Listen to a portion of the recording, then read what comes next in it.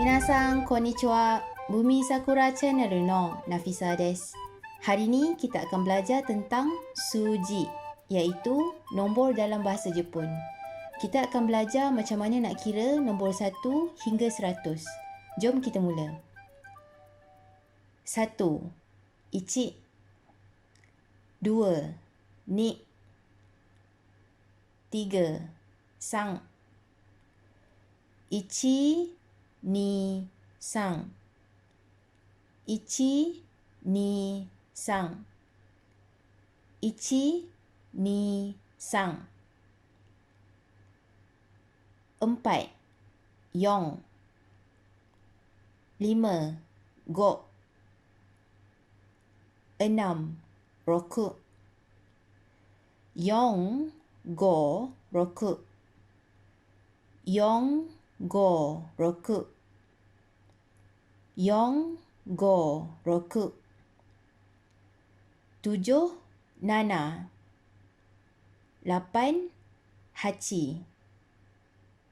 9. Q. 10. Ju. Nana, hachi, Q, ju. Nana, hachi, Q, ju. Nana, hachi, Q, ju. Okey, jom mula dari awal. 1, 2, 3, 4, 5, 6, 7, 8, 9,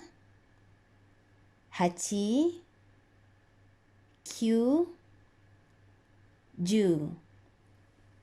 Okey, cuba sebut ni apa? Ju. Ni. Yong. Roku. Hachi. Ju. Sang. Go. Nana. Q. Okey, macam mana nak sebut nombor 11?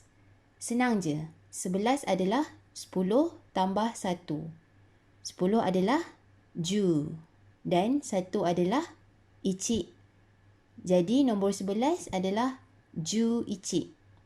Kalau 12, ju ni. Ju sang. Ju yong. Ju go.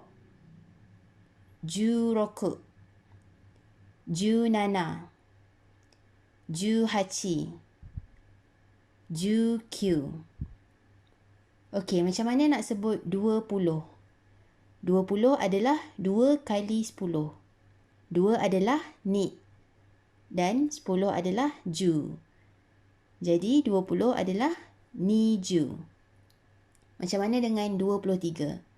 Ni ju sang. 25. Ni ju go.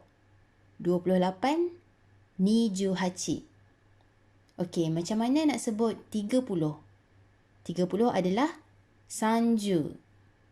40 adalah yongju. Goju. Rokuju. Nanaju. Hachiju. Kyuju. Dan 100 adalah hyaku. Hyaku.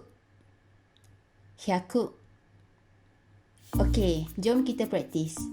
85. Hachijugo.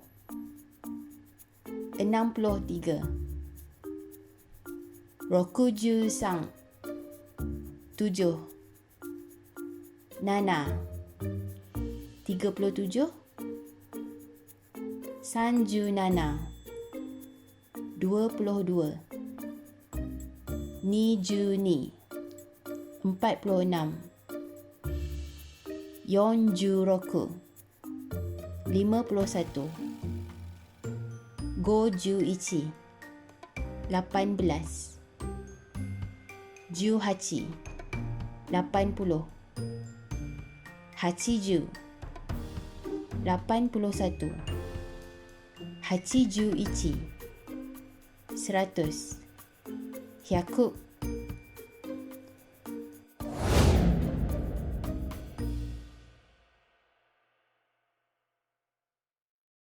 Sebenarnya ada dua cara sebutan untuk nombor 4, 7 dan 9 dalam bahasa Jepun. 4 adalah yong atau shi. 7 adalah nana atau shi. 9 adalah Q atau ku. Kalau sekadar nak mengira nombor, boleh guna mana-mana sebutan. Tapi kalau nak sebut nombor yang besar, 3 nombor tadi biasanya disebut macam ni. Yonju, Nanaju, Kyuju. Okey, itu saja untuk hari ini. Mite kurete arigatou gozaimashita. もし何かわからないことがあったらコメント欄で聞いてください。